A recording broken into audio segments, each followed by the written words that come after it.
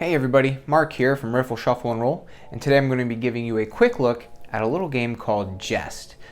Jest is a free print and play game from Good Little Games, the same company that brought us Good Little Tricks. Unfortunately, they are not active anymore, but all of their games are still free to play and accessible on their website, and I'll link that down below. In Jest, players are trying to collect the highest valued hand they can.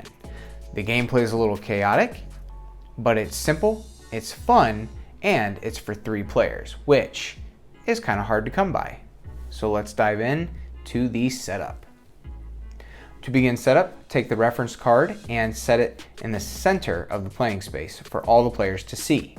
On the reference card, we have the hierarchy of the suits, with spades being the highest and hearts being the lowest. And then here on the left side of the card, we have all the scoring criteria, whether the suit adds value to your hand or reduces value from your hand. And then there's scoring bonuses for card combinations here on the left. So we keep that in the center, and then we shuffle the pack and deal 2 cards face up to the center.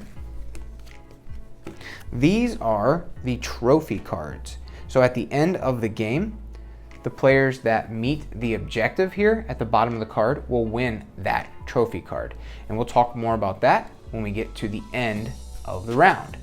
After you put the 2 trophy cards face up in the center, you will deal 2 cards to each player. The rest of the cards are placed face down in the center, and those will come into play for later rounds. Now, at this point, each player will have 2 cards. They should keep those cards a secret. Do not let your opponents see what is in your hand. The next phase is for each player to make an offer. Now, the offer will consist of both cards. One will be placed face down, and one will be placed face up for the opponents to see. So a player decides which card they want to show and which card they want to keep hidden. And these cards should be displayed simultaneously. The player with the highest card showing gets to go first, and that leads us into the next phase, the taking phase. This 4 of spades is the highest ranking card that is showing. It's higher ranked than the 4 of hearts and the 4 of diamonds. This player gets to choose first. So they choose by looking at their opponent's cards and either taking one of the face-up cards or one of the face-down cards. It does not matter. Now, you should be taking cards that allow you to build a collection, or a jest, as it's called in this game, that will earn you points. So once you are more familiar with the scoring system, you'll be able to get really good at fine-tuning your picks for your collection. So we're gonna go ahead and just pick a face-down card. Now the player looks at their card and adds it to their collection. Collections are kept face down off to the side. Now, the player who had a card taken from them gets to go next. So this player then chooses, and they're going to go ahead and take the 4 of spades, add it to their collection. Since this player has already gone, the remaining player takes their turn, and they are the only player that still has 2 cards in their offer. A player cannot take a card from an incomplete offer. That means they cannot take this 4 of hearts and they cannot take this face down card. They have to choose one of the cards from their own offer. So that's actually kind of a good situation for them if they buried a card that they actually secretly wanted. So they're going to go ahead and collect the 4 of clubs, keeping it a secret, putting it face down in their collection. And that ends the round. So the key there is to remember that each player will get to choose a card to add to their collection, hopefully building a collection that earns them points. Whoever gets a card taken from them gets to go next. If the player remaining has no choice but to take from their own offering, they may do so. That ends the first round. The remaining offer cards are collected, and then 3 more cards are added to them. So this becomes the new deck for this new round. Those cards are shuffled, and then 2 cards are dealt to each player again. The game continues. Each player will choose how they're going to offer their cards by putting one face up, one face down. The player with the highest showing card gets to choose first, and so on until the end of the game. So let's go ahead and see what the end condition looks like. All right, so here we fast forwarded to the final round. You can see that the stock or the pack of cards is gone. They've all been dealt out for one final time. You continue gameplay with the highest card showing going first. They choose which card they want. So they're gonna go ahead and take the heart, add it to their collection. This player is gonna choose this face down card, add it to their collection, and they will choose this face down card and add it to their collection. The last 3 cards remaining are added to that player's collection automatically. Here at the bottom of the screen, player 1 has to keep this 4 of hearts. Player 2 keeps their 2 of diamonds, and player 3 keeps the 4 of diamonds. In the scoring phase, the first thing players do is see who wins the trophies. Here, the Joker's win condition is the player who has the highest valued collection will win this card. These trophies are going to be won simultaneously. So first, everybody has to figure out their collection value at the same time. So whoever has the highest valued hand will win the Joker.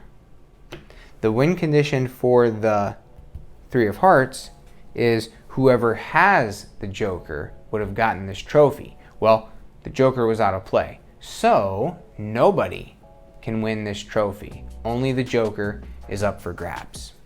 So as you can see from the reference card, spades and clubs will always increase the value of your collection based on the value of the card. So a 3 of spades is plus 3 points, a 3 of clubs is plus 3 points, and so on.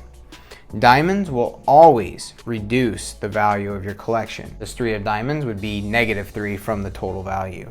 So we have 4 minus the 3, that would be a value of 1, for example. Heart cards are worth nothing unless you have the Joker in your hand.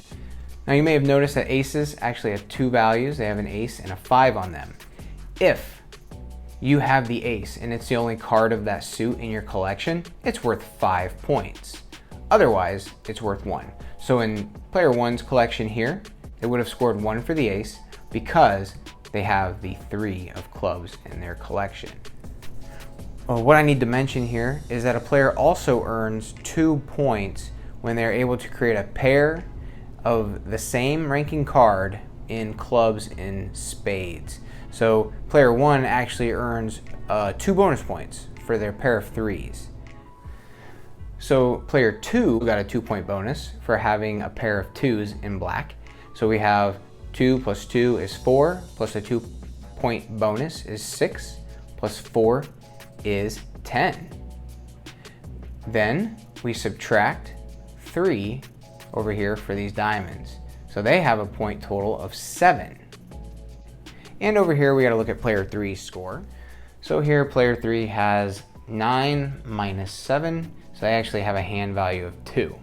So in this circumstance here, player 1 wins the trophy.